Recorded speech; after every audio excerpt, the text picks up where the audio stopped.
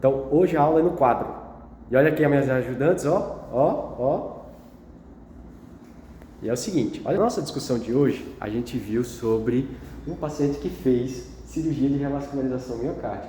E aí eu mostrei para vocês o seguinte, olha só, porque a gente tem um coração, essa bolota aqui, esse carrapatozinho, e na aorta, saindo aqui da aorta, tem os ósseos das coronárias, coronária direita e coronária esquerda.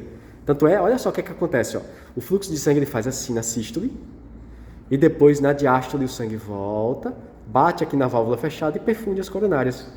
Então, a perfusão das coronárias é feita na diástole. Aí ele vem por aqui, ó, coronária direita, que dá o ramo ventricular posterior e descendente posterior. Inclusive, a artéria que der a descendente posterior é a dominância cardíaca. Se ela vem, na maioria das vezes, da coronária direita, a dominância cardíaca é direita. Mas ela pode vir também da marginal, da coronária esquerda. Então, ela tem uma dominância cardíaca esquerda, se ela der a descendente posterior à esquerda, ou ela pode ser codominante. Então, beleza. Quais são, então, as três principais? Coronária direita, como a gente já viu. O tronco da coronária esquerda, que é o principalzão mesmo, que depois ela bifurca na descendente anterior, que corre pelo sulco interventricular anterior, termina aqui em rabo de baleia no final, na ponta do coração, e a circunflexa, que depois ela vem aqui pelo sulco atrioventricular para a esquerda e dá os ramos marginais, tá? E a DA dá os ramos septais, que saem a 90 graus, e os ramos diagonais, que saem em ângulo agudo. Beleza. Só que aí a gente conversou sobre o seguinte, quando eu tenho obstruções maiores do que 70% em qualquer artéria coronária, ou maior do que 50% no tronco da coronária esquerda, eu tenho uma indicação de mexer, por questões anatômicas. Tem questão de fluxo também, se tem isquemia ou se não tem, enfim, tá? Mas aqui, por questões anatômicas, geralmente 70% dá sintomas. Então, se eu tenho como principais artérias do meu coração o tronco da coronária esquerda, que a gente conversou, né? Que é como se fosse o seguinte, imagine uma árvore.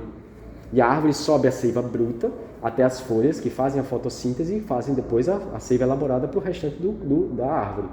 Se no tronco da árvore eu tenho 90% de obstrução, vocês imaginem, vai chegar seiva bruta lá nas folhas? Elas vão fazer a fotossíntese para poder depois descer a seiva elaborada? Não. Então eu tenho que ajeitar, tenho que ajustar. Da mesma forma, do tronco depois saem 3 galhos principais. Um bem grandão que vai para a copa das árvores lá em cima, que é a descendente anterior, digamos assim, e outros 2 que são menores. Qual é o que vai ter o maior impacto na fotossíntese? É o tronco maiorzão que vai lá para a copa das árvores ou são os demais? Tronco maiorzão, né? Depois que sai do tronco mesmo, o galho maior. Então, qual é o que eu tenho que fazer, se for o caso, uma cirurgia de revascularização miocárdica? Se eu vou rachar o peito do meu paciente, uma cirurgia tão complexa, o benefício tem que superar o risco.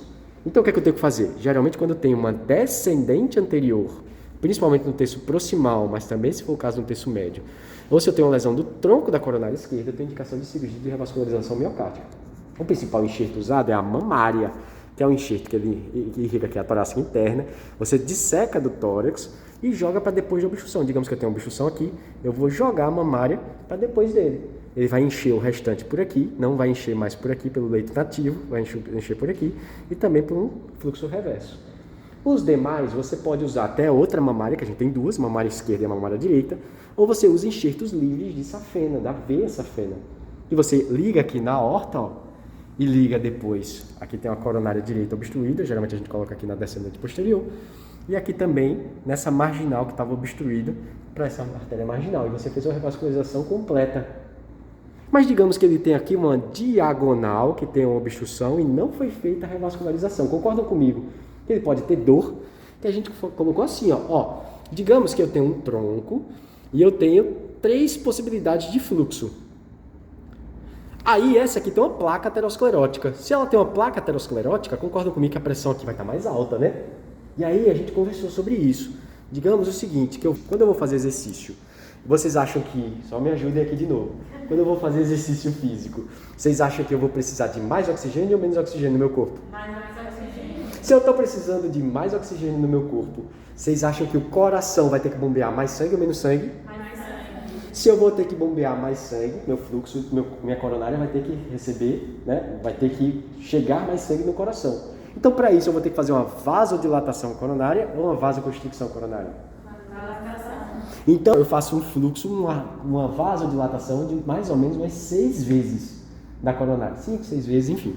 Só que quando eu tenho uma placa aterosclerótica aqui, todos os fatores para fazer vasodilatação estão comprometidos. Então, às vezes eu só dilato uma vez, nenhuma, até faço vasoconstricção.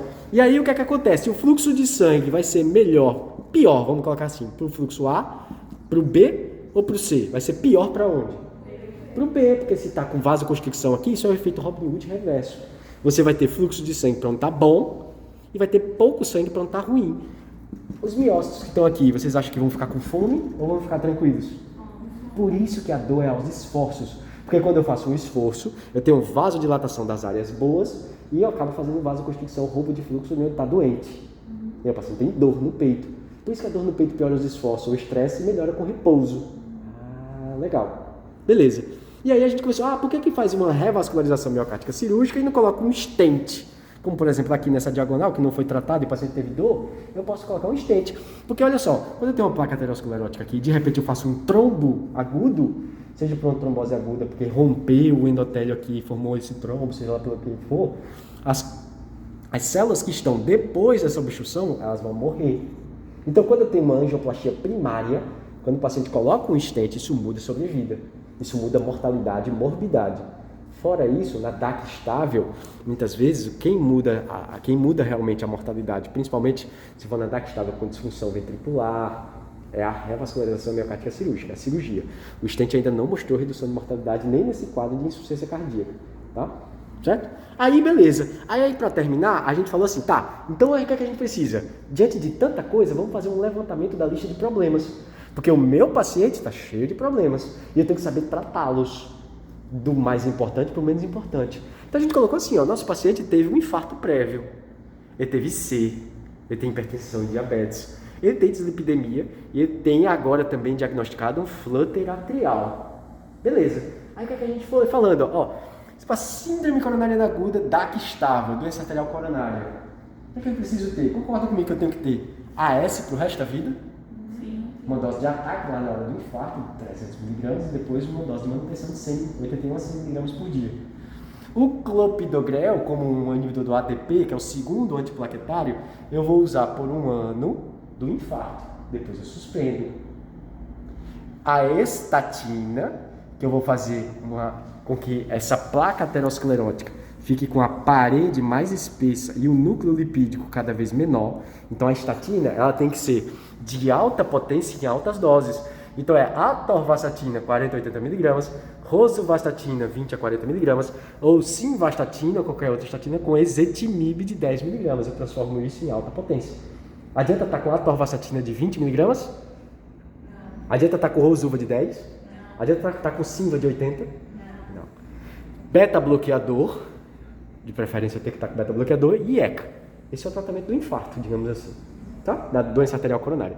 Só que esse paciente também tem insuficiência cardíaca. E aí, para insuficiência cardíaca, eu tenho que usar beta-bloqueador. Olha como teve intersecção. Eu tenho que usar o IECA, intersecção. E eu tenho que usar também a espironolactona, quando esse paciente tem fração de ação reduzida. Né? Que é abaixo de 40%, 35%, 40%. Certo? Beleza. Só que qualquer beta-bloqueador num paciente com IC, fração de ação reduzida, não.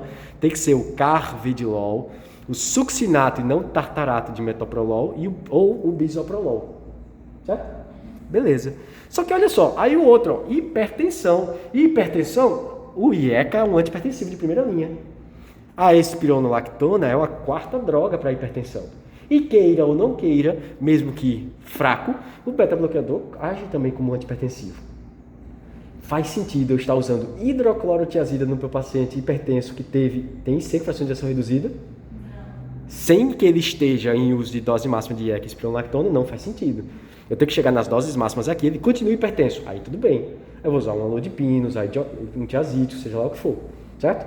Então eu tenho que fazer essa lista de problemas para ver o que é mais importante. O que é mais importante? A IC ou a hipertensão? Tem que controlar a IC. Depois eu controlo a hipertensão, se for o caso. Aí o diabetes. Beleza, a primeira linha para o tratamento do diabetes é a metformina. Mas no paciente que tem IC também, o segundo antidiabético oral de eleição é o inibidor da SGLT2. Dapagliflozina, empagliflozina, pode até ser a canagliflozina também, mas de preferência dapa e empagliflozina, 10mg por dia de cada um deles, certo? Uma vez ao dia.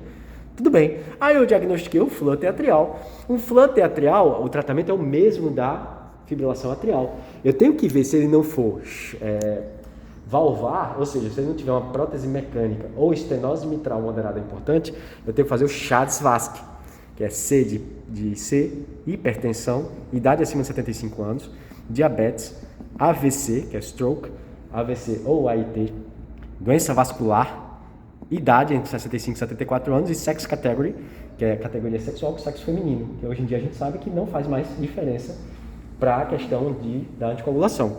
Então, se o paciente for do sexo masculino e tiver maior que 2, ou do sexo feminino maior ou igual a 3, ele tem indicação de anticoagulação oral. E se ele não for valvar, ele tem que usar, pode usar ou o NOAC ou o DOAC, novo anticoagulante oral ou o anticoagulante oral direto. Só que tem uma coisa, né? Aqui ele vai ficar com 3 medicações que podem sangrar: AS, clopidogrel e o NOAC.